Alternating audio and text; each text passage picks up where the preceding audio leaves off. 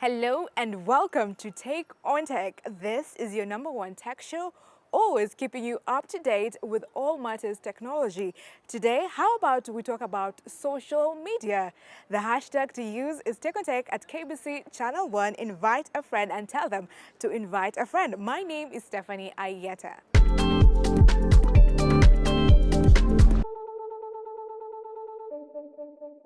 Social media being the topic of the day, we are asking you how can we use social media to make the most out of it? Basically, how can we maximize on our social media use?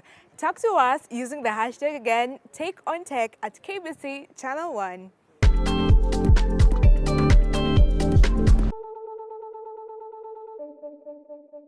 In tech news, we tell you of a solar-powered airship that is being tested to deliver drugs to Homa Bay and Kisumu using Konza Technopolis as its grounds.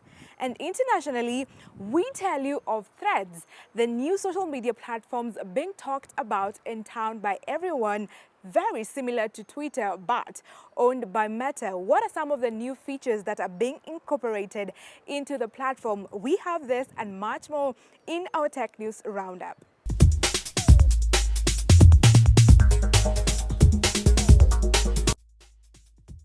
Kisumu and Homa Bay counties have embarked on a pioneering endeavor to utilize airships for the delivery of drugs to remote areas lacking proper road infrastructure. Recently, a test of an airship ferrying medical supplies to Homa Bay and Kisumu counties used the Konza Technopolis grounds to take off. This innovative approach promises to bridge the healthcare gap and provide life-saving medications to those who need them most. By harnessing the power of air transportation, these counties are embracing cutting-edge technology to ensure the well-being of their residents, especially in hard-to-reach regions. Kenya Flying Labs, Jomo Kenyatta University of Agriculture and Technology, and Cloudline Incorporation have come together in the airship venture. Additionally, they have incorporated the Kenya Civil Aviation Authority and Kenya Defense Forces. This airship has been modified and fitted with solar panels. The modification increases its range of travel, enabling it to cover more than the normal 50 kilometers for an ordinary airship. The association envisions that the project will allow smooth drug restocking in the selected counties. Tests are still being carried out with a plan to officially launch in September. Launched by Meta as a rival to Twitter, Threads has become the fastest growing consumer app according to data tracking sites. Threads has seen more than 100 million users sign up in less than 5 days, smashing the record of artificial intelligence tool ChatGPT for the fastest growing consumer app. ChatGPT took 2 months to hit the 100 million user mark, and TikTok took 9 months. Instagram itself took 2.5 years to reach the same mark after its 2010 launch. Several rival apps for Twitter have emerged, but most are niche platforms without the capacity to grow at the necessary scale to dethrone Twitter. Threads, however, is finding it easier because it is linked to Instagram, which has more than 1 billion regular users. Advertisers eagerly watching how Meta's new Threads messaging app develops over the next few months as they look for a new social channel to reach consumers while Twitter continues to struggle. Meta is currently more focused on building the core Threads product as opposed to monetizing the app. This is according to the head of Instagram, Adam Mosseri. Many popular features that are common to other social media apps, like the ability to use hashtags or read posts in chronological order, are currently not available, and Mosseri has said that his team is working to incorporate some of those tools. Other features on Threads are an ability to edit posts, allow translation into different languages, and making it easy to switch between different Threads accounts. A key concern raised by users is the fact that currently the only way to fully delete a Threads profile is to delete the associated Instagram account, which many users are reluctant to, an issue that the company is looking to fix.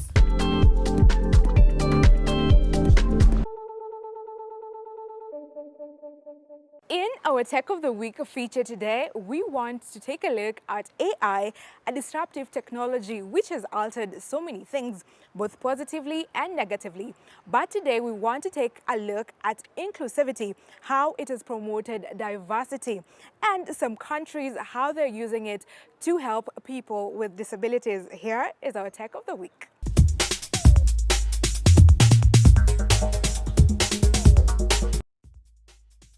While there's growing awareness of the human rights challenges that new technologies can pose, the discussion can shift to focus on specific benefits these new technologies have on people with disabilities. AI-enabled systems have had positive impacts on the lives of people with disabilities. We have assistive technologies that improve the mobility of blind individuals. Adaptive learning platforms also provide personalized learning experiences tailored to the specific needs of students with disabilities. Further, AI-powered robots and other tools provide home-based care and other assistance, allowing people with disabilities to live independently. Voice-assisted AI technologies such as Alexa, Siri, and many more are some of the main communication improvements that assist from everyday chores to voice payments. These advancements are mainly targeted to service individuals with visual impairments, boosting their communication with smart devices. Moreover, AI is currently improving cognitive systems to help describe images for people with visual impairments. A good example is in Naples, Italy, where there's a famous braille railing to describe the landscape for the visually impaired. The poetic railing allows those who understand braille to read the words of famous Italian author Giuseppe de Lorenzo and picture the view. Professor Buhalis says these small interventions are necessary privileges for those with disabilities. He says the railing is a very low level of intervention, very cost effective, but actually makes a huge difference to people who are either blind or partially sighted. Another example is social robots. Though they are primarily used in research studies, there is a nascent marketplace aimed at classroom and individuals. For example, Lux AI, a Luxembourg-based company, has been selling friendly-looking cutie robot designed for children with autism to parents since early 2021. Rachel Rishi was the first person in Canada to order a cutie robot, receiving it in February 2021 for her son, Caden, who is 10 years old and was diagnosed with autism when he was 3 years. Caden and his parents or therapist use tablets to play games aimed at enhancing his educational social skills such as recognizing and naming emotions. Cutie Robot serves as an encouraging third friend and teacher. Rachel says her son uses it for 30 minutes 5 days a week, and Cutie has helped him build his confidence. Getting the robot during the pandemic was a lifesaver for her. The use of AI to improve visual and auditory accessibility is also evolving quickly. For example, the National Technical Institute for the Deaf, one of the 9 colleges of the Rochester Institute of Technology, worked with Microsoft to customize technology and platforms that already existed in order to caption classes for the deaf and hard of hearing students. The classes have sign language translators and stenographers, but more assistance was needed. For the Institute's purposes, Microsoft Translator was taught specialized terminology used in classes as well as vocabulary specific to the university, such as the names of certain buildings and people. A key use of AI in special education is the ability to detect patterns in large amounts of data to better identify and define certain disabilities. Advances in artificial intelligence is continuously spurring development of smart devices to help people overcome physical and cognitive challenges, and this may just be the beginning.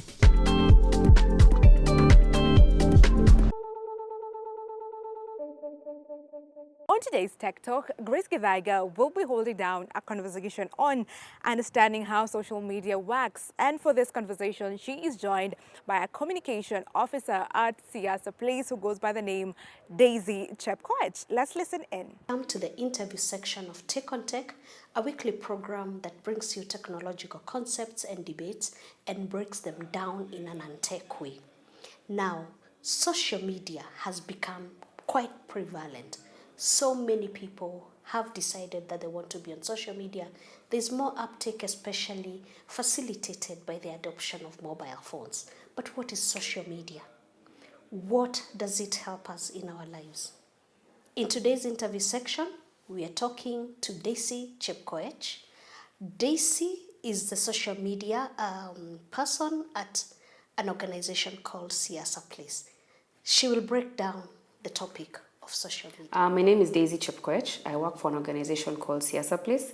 Siasa Place is a local NGO that deals with empowering the youth in matters politics and governance and to ensure that they participate. I work at Siasa Place as a communications officer, specifically dealing with digital and social media. So social media is a computer-based technology, and it basically facilitates the sharing of ideas, the sharing of thoughts across communities and globally. And why social media? I'd say why not? Because social media is a powerful tool. It's fast and it ensures people to share their ideas, share news, share their thoughts across borders in a very effective way. For social media, I'd say yes, there are barriers, especially here in Kenya, and even in the work we do in Siasa Place, we notice this. But over the years, social media is growing. There are different forms of social media. WhatsApp, I'm sure that most people have WhatsApp on their phones. WhatsApp is a form of social media. There's Facebook, there's Twitter, there's Instagram, there's now Threads. It's the new rave in town.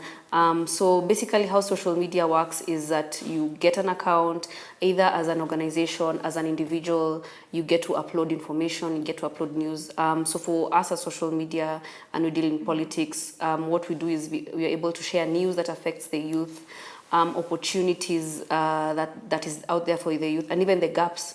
And we use the platforms to ensure that the information gets to everyone, even across the counties, to the grassroots, so that they become more empowered. And I'd say social media, as opposed to traditional media, which takes a lot of time, is more direct, it's faster, and it has worked for us quite well. For users, first, there are a number of uses for social media. People use social media for different uses. People use it to connect with their loved ones. People use it to share news. For example, a news outlet like this one you use to share news. People use it as a business platform. For example, people sell what their businesses online through these platforms. So how you use social media is individual to you, but you can basically use it for all these uses. And yeah, and as I mentioned, for us, we use it as a platform for sharing ideas, and we not only give information, but we also invite people to share information with us. We have mentorship programs, and they're able to upload their art for us, and we amplify it. So that's the power of social media. We tell stories even as far as Migori, Homa Bay, and we highlight it. For example, there's a campaign we did in Kericho for schools that did not have ablution blocks. And through social media, we highlighted this. The county government noticed, and it was solved. So I think that attests to the power of social media. And now those schools have ablution blocks. The kids have now access to clean toilets. So yeah, I think that's a powerful way to use social media. For the positive sides of social media, as I've mentioned, is speed. As soon as something happens, you can post it and it can get out there. Public participation as well. If most people know about something that's happening in their community, in their area, they're able to participate more effectively, as opposed to not knowing at all, and if the information is scarce. So I think the fact that it's fast, it's global, you can get your message out there. It has been used even, I think, for health fundraisers across the globe. People who don't have access, they can do social media awareness campaign, and the information gets not only in Kenya but across the borders. So I think that those are some of the positives of social media. When it comes to the negative sides, there's a lot. There are recent cases of cyberbullying, both for people under the age of 18 and even above the age of 18. For us, we deal in politics, and there's been a lot of online gender-based violence in the last year's elections, especially affecting women. They try to campaign, they are bullied online, they're harassed about everything from what they wear to how they speak, to them being asked questions like, do you have a husband? And yet the male counterparts are not asked the same questions. So those are the negatives of side of social media. There's also misinformation, disinformation, malinformation. This is the use of information in a bad way. Something can be posted, and I'm sure I've even noticed people are being announced as winners in the past elections, and it's not true. And this can get people aggravated on the ground and even cause things like post-election violence. So I think that's the downside, because people don't verify before posting. And I think even with Kiktanet, those are some of the things that they train us on as organizations as well, and as trainers of trainers, to just be ensure we verify information, we call out cyberbullying, and all these things. And there's, even in the law, there's the Computer Misuse and Cybercrimes Act to be able to curb all this. So I think those are the negative sides of social media. And I think with everything positive, there's always a negative. Conversation on social media continues after our break. Please continue following us on our social media handles, and that's at KBC Channel 1.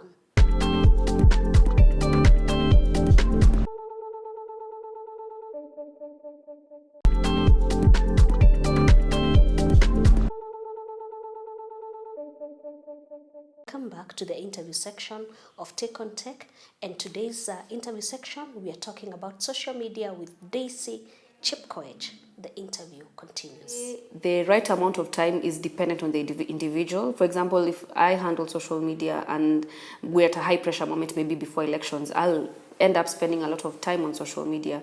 But I think what's important is to assess why you're on social media. Does it affect your mental health? Are you staying on social media too much that you're not doing the actual work that you're supposed to do? Are you comparing yourself? Is it making you feel down?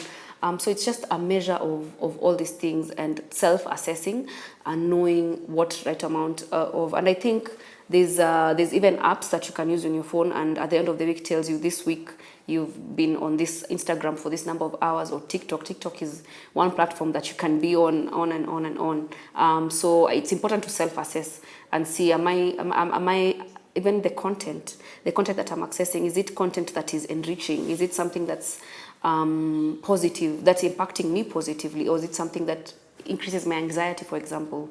So it's important to self-assess, consistently look at the kind of content you're consuming. If something is not working for you, block the page. You don't have to access. If someone is making you feel like you're not enough, or like making you compare yourself too much, it's important to cut that down. Yeah, but yeah, I think it's important not to even compare the amount of time, but to assess and do it continuously. That's quite important. The way the times are changing, there's e-governance that's coming, there's e-democracy, everything is going online, and it's something that we can't escape. So for politics, even in the last election, even the tallying of the results, it was online. We could download the form 34As, 34B, everyone was a polling agent per se, and it's through technology. So politics is changing, and what we as Siasa Place are telling the youth is that they need to embrace this. Even for them to vie for these positions, they can use social media as platforms. We've seen people who are not backed by any powerful figure or party like before, but they have numbers on social media. They post what they do, they post the impact they make in their communities, and they'll be able to take up space and even vie for this political and even win. And we analyze those trends, and we've seen a good increase, and social media platforms play an important role. So politics is moving online. We as a developing country, I'd say we are not at par with those countries ahead, but we are heading there slowly. And you see, like even the registration, the KIMS kits, that's digital. The information is somewhere on a cloud. And it's also important for our legislators to even put laws out there to govern, so that we are not lagging behind. They get the laws there before time, and to be able to look ahead and see what will digitization do with politics.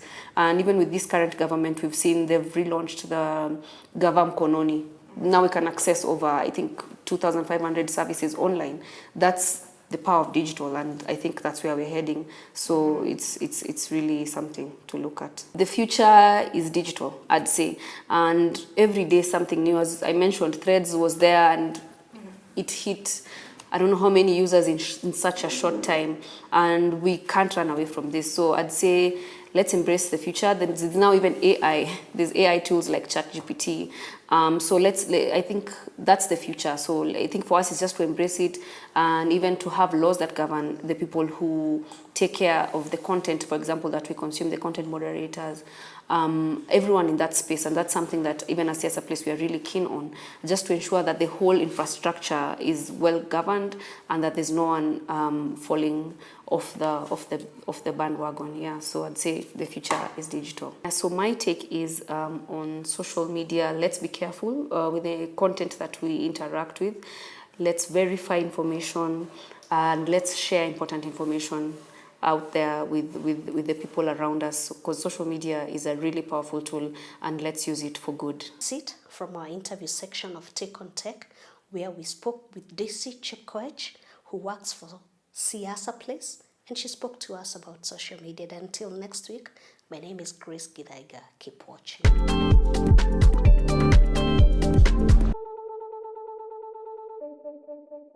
This is the fun segment, Innovators Club, where we challenge you to try something new, be a little creative.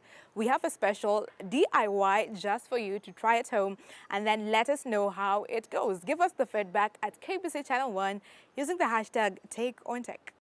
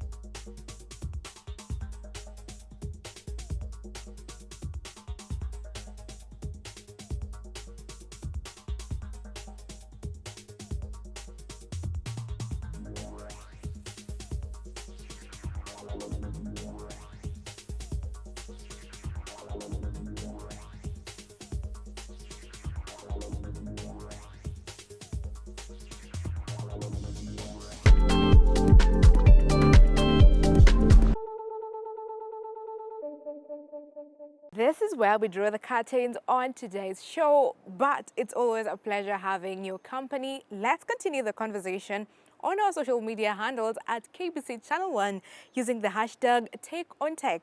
Let us know how we can maximize our use of social media. My personal handle is at Stephanie Ayieta across all social media platforms. Let's meet next week, same time, same place. Until then, let's keep it tech. Adios.